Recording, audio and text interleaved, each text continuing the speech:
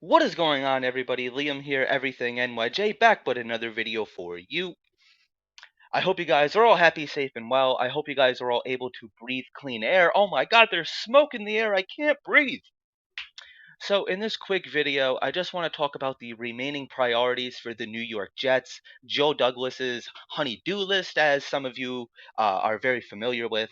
This has been an amazing offseason so far, from trading for Aaron Rodgers. You got Al Woods in the building, Chuck Clark, Alan Lazard, Mecole Hardman, Randall Cobb, just to name a few. This has been a very productive offseason for the New York Jets as they're setting themselves up to make a legit run deep into the playoffs, dare I say Super Bowl. Dare I say it. So these are just, like I said, the remaining priorities just to really cap off this offseason, just to really fill out this roster. Make a couple more moves. I'm not asking for a lot. I don't think that it's going to require a whole lot. I think that we really have a good foundation here. So right now, the New York Jets currently have 23 to 24 million dollars in cap space. That is the fourth best in the NFL. Not bad at all. The first order of business, you have to restructure Aaron Rodgers' contract. Right now, he is making $1.3 million, and then next season, he's set to make about $100 million. So you got to restructure that. You got to fix that. Aaron Rodgers is not going to be playing for $1.3 million this season. I can guarantee you that. So that is definitely going to bring the cap space down a little bit. But Aaron Rodgers himself has even said that, listen, like, I'm not gonna demand more money from the New York Jets compared to what he was already making when he signed that contract with the Green Bay Packers. He just wants the money that he's guaranteed. He just wants the money that he's owed. Can't fault him for that. You cannot absolutely fault him for that. He's not going to be pulling any antics as you wouldn't expect a veteran quarterback to do, especially somebody of Aaron Rodgers' caliber. So definitely got to get that done and just seeing what we have remaining in cap space. So the next thing, I feel like a broken record. I really do. I feel like a broken record here too. Got to extend Quinnen Williams. I've been saying this since February. Not just myself. A lot of fellow Jets fans have. Quinnen Williams said that he's not showing up to OTAs. He's not showing up to training camp, mandatory mini camp, which there's none of that this year. But he's not showing up without a extension. This is not news. He did not show up to OTAs. That has been a big story, and that is a situation. Uh, that is a very realistic possibility. Why, or a big part of why the New York Jets and Robert Saleh do not want to be on Hard Knocks if that comes to fruition sooner, maybe rather than later. We don't know. Considering last year we found out in March that the Detroit Lions were going to be on Hard Knocks. Here we are in June, and we still don't know who's going to be on Hard Knocks. Robert Saleh said that a lot of teams would like that exposure. However, the New York Jets are not one of those teams, and that could be a very big reason why. But if that is the situation, if that is the case, maybe you got to bring in Tannenbaum, go to the Roscoe Diner, sit Quinnen Williams down, and figure out a contract. Quinnen Williams, we're not starting from scratch here. There is a foundation. There's a baseline. Dexter Lawrence got paid. Jeffrey Simmons, I could see a deal similar to that. I think he has 75 million guaranteed. No, I'm sorry, 66 million guaranteed. He's making up to 75 million. I could see a situation like that. I think what the big difference is right now between Joe Douglas and Quinnen Williams is the years. They probably want a 4 or 5 year contract. Quinnen Williams is probably thinking maybe like a 3 year contract so he can get another big payday a couple years down the road. The NFL, not for long. You really sometimes only have one shot at a big contract.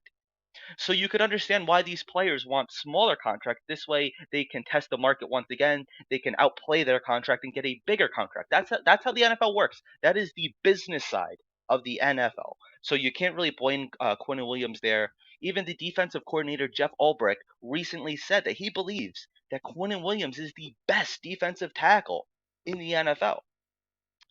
Everybody likes to talk about the infamous Detroit Lions games that Quinnen Williams did not play in, and the defense looked lost. They could not play without their anchor on the defensive line, Quinnen Williams. I say this every time I talk about Quinnen Williams. I'm going to continue to say it. He's done everything the right way. He is a homegrown talent. You have to pay this guy. You have to. This is what it's all about. You got a big time player, homegrown. He's done everything. He's gotten better. He broke through his ceiling last year. You have to take care of your own. When Robert Saleh was hired, he said his job is to get these players paid. Well, now it's at the point where you got to pay. So do it.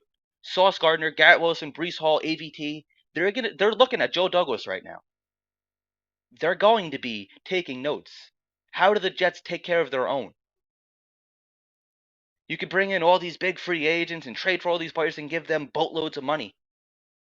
But Quinnen Williams, although he was not a Joe Douglas draft pick, he's a Joe Douglas guy. He is 100%.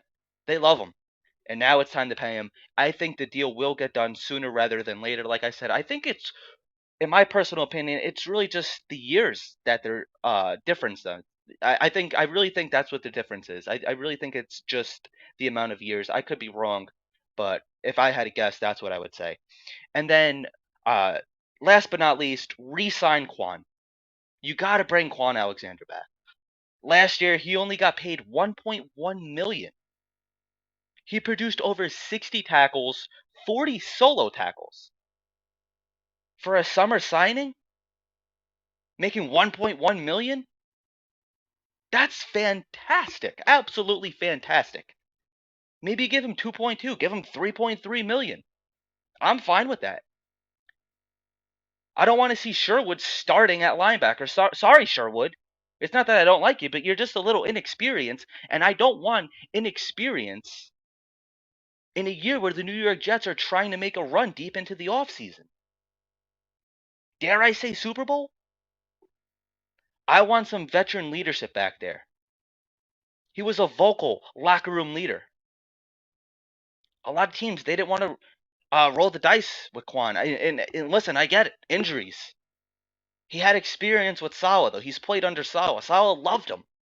You brought him in. He stayed healthy, and that was the biggest thing. That was the biggest concern. He stayed healthy, and he was pretty productive. I'm not asking him to go out there and be a Pro Bowl linebacker, to go be a top 3, top 5 linebacker. Just go out there and be productive. Do what you did last year. Hit hard. Coach these younger guys up. Show them how it's done. Because right now, I don't feel comfortable going at the linebacker position with Quincy Williams, C.J. Mosley, and Sherwood. I like C.J. Mosley. I like Quincy Williams. I'm glad he's back.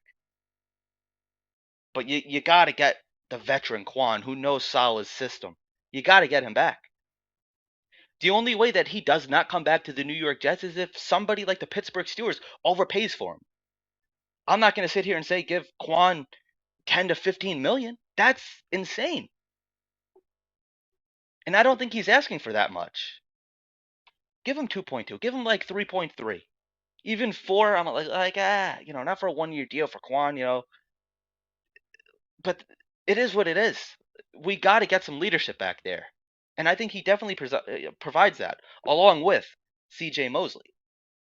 And then there's a couple other rumors out there. Maybe Dalvin Cook.